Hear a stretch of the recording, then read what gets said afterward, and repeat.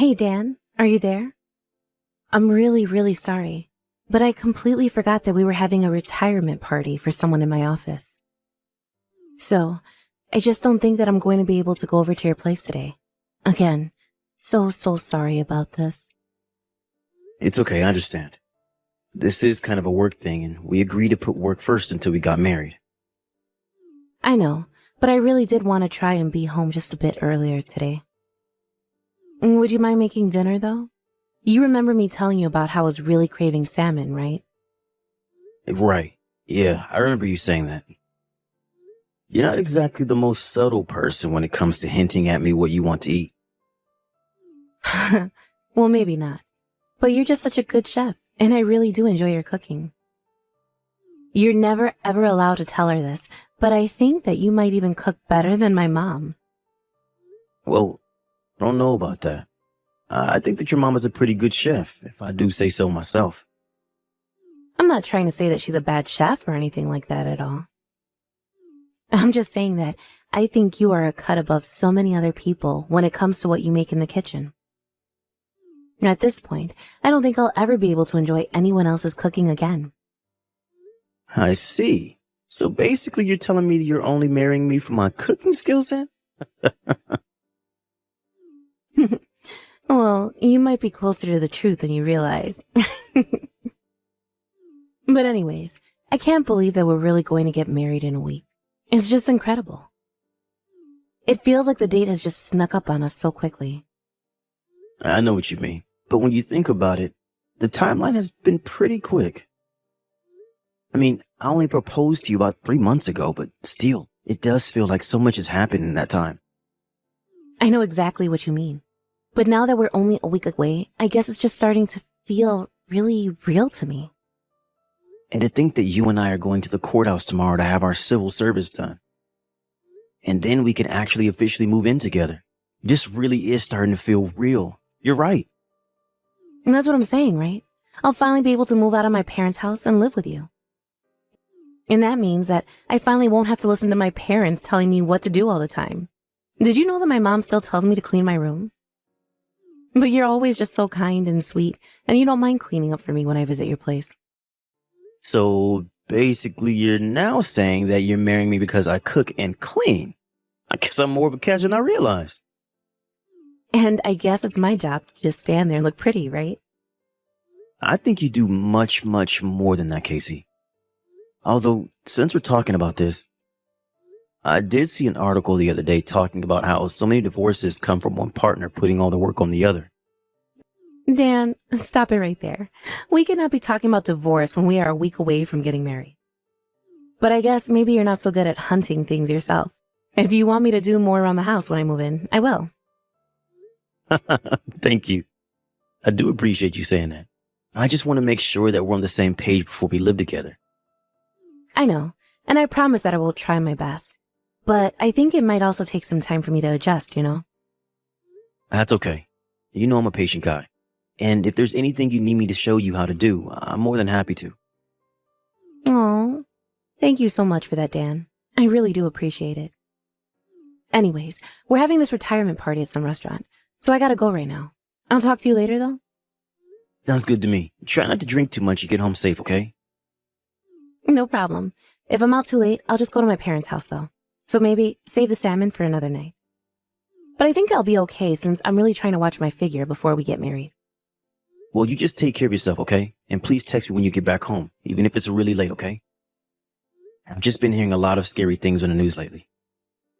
Well, I don't think I'm going to do any after party, as there is one. I should probably be back to my parents' house by midnight or something. I know, but I'm still going to worry about you, you know. Would you want me to meet you at the restaurant and drive you home when you're done? No. I could never ask you to do something like that for me. Besides, I'm sure that you're already tired from being at work all day, and my parents' house is the opposite direction from yours. I'll just get an Uber or something like that, and I'll be fine, I promise. Well, okay then, if that's the way you want to do things. Just please do send me a message when you get back home. I'll make sure and do that. And you try not to worry about so many things all the time. Because if I come home late, I am already going to be hearing it from my mom, so you don't have to scold me. Anyways, I'm going to get going now. Bye. Hey, Dan, are you there? I am so sorry for not getting back to you last night after I got home. Do you have any idea how worried I was? What happened? Why didn't you message me? I thought you said you weren't going to be out that late. I stayed up half the night waiting for your message, Casey. I know, and I really am sorry. I guess it has just been a while since I had that much to drink is all. Once I got home, I just got ready for bed and passed out right away. Did you really have that much to drink at the party? I mean, I had like 3 drinks or something like that. But I haven't been drinking at all in this diet that I'm on to fit into my wedding dress. So, I guess they all just hit me way more strongly than I thought they would have. Well, geez. I mean, I know how much you like to drink and how hard you've been working on cutting back, but you really should have been more careful, don't you think? Dan, I only had 3 drinks. I just didn't think that the little would get me so drunk. But I promise that I'll take more care from here on out. Great. Well, we just have 1 more week until we're married, so please be careful, okay? Do you want me to come over and visit you? No worry about doing that. I'll still make it over to your house today. But I think from tomorrow, I'm going to stop coming over to our house until we're married. Oh, really? Why is that? Did something happen? Well, after we're married, the 2 of us are going to move in together and be living with each other, right? I was just thinking this morning while my mom was making me breakfast that maybe things aren't so bad at home and that I want to enjoy this while I can. Hey, I understand. It can't be easy getting this close to having to move out of your parents' house. Yeah, it's going to be a lot of big changes for me, I think. So, I just want to enjoy the time I have at home with my parents while I can. I understand. After all, it's just like you said. Once we're married, we really are going to be living together. So, you enjoy the time you have living with your parents, okay? Great. Thank you so much for understanding, Dan. Besides, it's not like they even live that far away from us, right? Yeah, of course. It's not like you're never going to see them again or anything like that. But it's true that there are going to be some changes while you get used to living with me and not with them. Yeah, you're right about that. I just hope that everything goes well for the 2 of us. I'm sure it will.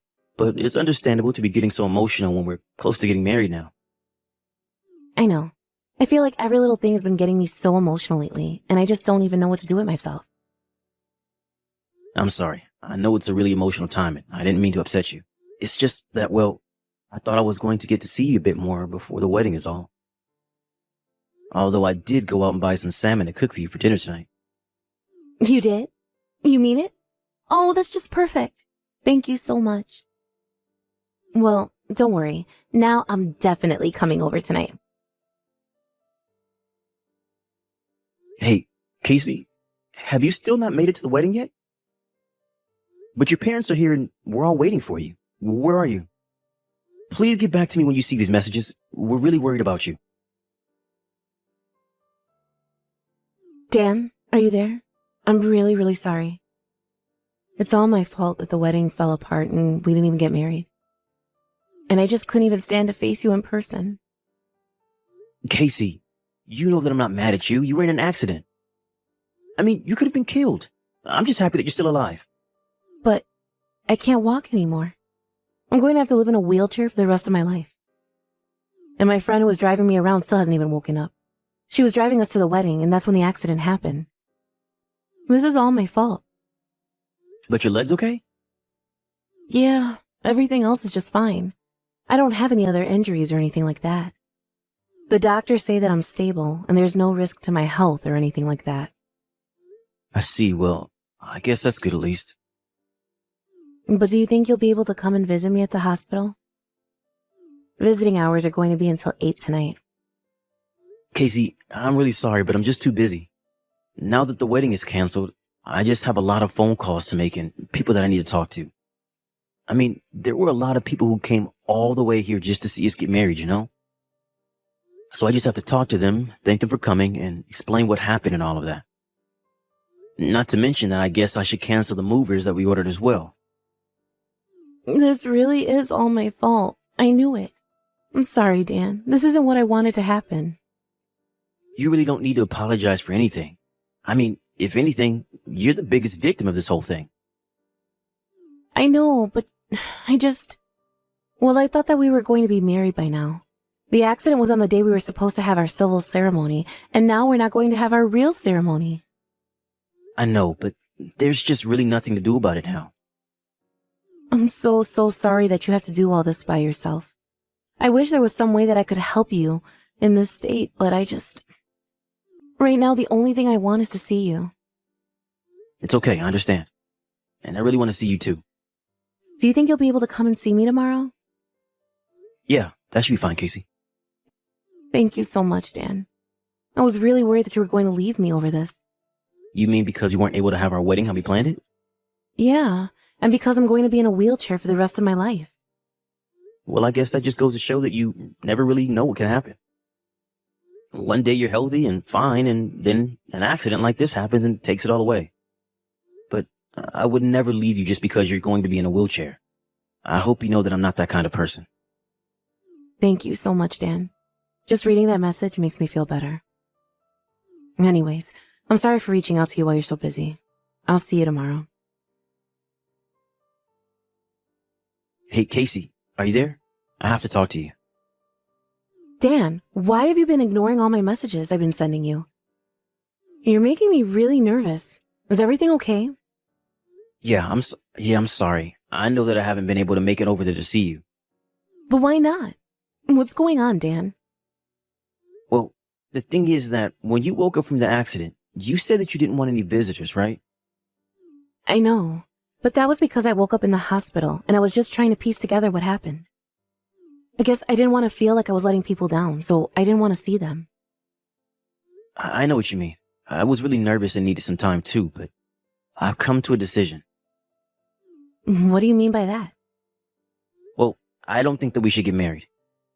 I just don't think I'm going to be able to live with you, and so I don't think that you and I should be getting married. But why? I don't understand what happened. What made you change your mind? Because I just know now that I'm never ever going to be able to be happy living with you, Casey. But is this because I'm never going to be able to walk again? No, it isn't because of that. You're lying to me. I know that it's because of that. You think that I'm just going to be dead weight hanging around your neck for the rest of your life, don't you? All I asked was that you come and visit me in the hospital, and you just leave me like this? How could you do this to me? I thought that you were different. Dan, I thought I could trust you. Well, I feel the exact same way. In fact, I'm glad this accident happened so that I found out the truth before our wedding. Truth? What on earth are you talking about? Why would you even say something like that to me? Don't you realize that I'm going to be paralyzed from the waist down for the rest of my life? How could you say that to me after all I've been through? Don't you think that I've suffered enough already? I think that you brought all of this suffering on yourself. So you're really going to try and tell me that this is all my fault then? Well, you've been telling everyone that you were just on your way over to the wedding when you got into the accident, and that's all that happened, right? But the truth is just a little different, isn't it? You weren't on your way to the wedding. You were trying to run away with your secret lover. You were trying to drive as far away from our wedding as you could before you got hit by the car. Dan, what are you talking about? You can't actually be serious about this, right? But I suppose the man you were with still hasn't woken up yet, has he? Maybe you were hoping that he never would and that no one would figure this out. Of course not. He's just an old coworker of mine, but of course I hope that he gets up. I mean, it was actually his retirement party that I was going to. It isn't like he's old or anything. He just did a lot for the company in the short time that he was here. But you don't actually think I'd cheat on you with him, do you? Or that I would try to run away from our own marriage just to be with him, right? You told me that you were having a really special friend drive you over to the wedding, remember? Of course I remember telling you that. And I wasn't lying to you about it either, I swear. So, was this guy your special friend? The one that you were going to run away with? Is this what you meant by this? I finally get it. I see what's going on here. You found out that I have a close male friend, and now you're trying to make me feel like I'm the bad guy here because you're jealous. You're just so horrible. I didn't think you were capable of being so cruel. I mean, what kind of way is this to treat someone who just found out they'll never be able to walk again? And you really think that just because something happened to your legs that it excuses every other horrible thing you've done? Do you think that this makes you some kind of hero now that you're in a wheelchair for trying to run away with some other guy? I can't believe this. I can't believe that you actually said that to me just now. Why are you attacking me when I'm the victim? Why are you trying to make yourself out to be the victim here when you're not? If you're a victim of anything, you're a victim of your own horrible decisions. When I heard that you were in an accident, I was just terrified. I didn't care at all about the wedding. But then, why are you putting me through this? Because then I had proof that you were cheating on me. It was his coworker's parents, the one that you were cheating on me with. They came to me and gave me his journal. His journal? But why would they give you something like that of his? Because in it was written all the little details about your affair. The time that you had met up and where, not to mention your name written with a big heart around it. Well, I mean, that's not my fault if this guy was secretly obsessed with me and I had no idea. Well, that's the other thing.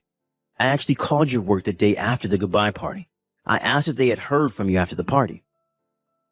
Except your coworker told me that there was no retirement party at all. They had no idea what you were talking about. So you even called my work just to see if I was okay? That's right. I called and I was so worried about you. I was broken up with grief until I found out that you were never faithful to me to begin with. Do you know, his parents even showed me his phone. So if you still think you can try and trick me by saying that he's just obsessed with you, don't bother. There was so many texts between you and him. The plan to run away was spelled out so clearly that it didn't leave a doubt in my mind at all. Including the part where you told this guy that you didn't even want to marry me. You said that if you were going to get out of this, that you'd have no choice but to run away with him. Please, you don't understand. It isn't what it looks like, I swear to you. Yeah, I'm sure that nothing about you was quite what I thought it was, actually. But at least you both got what was coming to you with this accident. Please, Dan. You have to know that you've always been the only man for me. I'm so sorry about this. I promise to never stab you in the back again. Please, you have to know that you're the only person that I want to spend the rest of my life with, right? And to think that we were almost married. Now I can call this off and never have to deal with you again. After that, Chris, the man that Casey was seeing behind my back, woke up. His parents told him about how disappointed they were in him, but since he was in the hospital, it was clear that neither of them was going to be able to run away from this. I also sued Casey for her affair and for ruining our engagement. Her and Chris. The payout was large, but it wasn't enough to cover the hurt and the pain that I had in my heart from such betrayal. In the end, news about what Casey and Chris did spread around their town and their work, and they both moved away as soon as they could to avoid embarrassment. I haven't heard from Casey since, but I wonder how she's getting used to her new life in a wheelchair. As for me, I took the money that I got from the lawsuit and decided to move away myself. I couldn't stand living in the same town where so much betrayal took place. I just felt like I needed a new start in life. I put in a transfer request at work, and when it came through, I packed up my things and set out to start my new life in a new place. I'm sure that I'll go through a lot of hardships there as well, but at least it will be on my own terms, since I'll never let anyone lie to me like that again.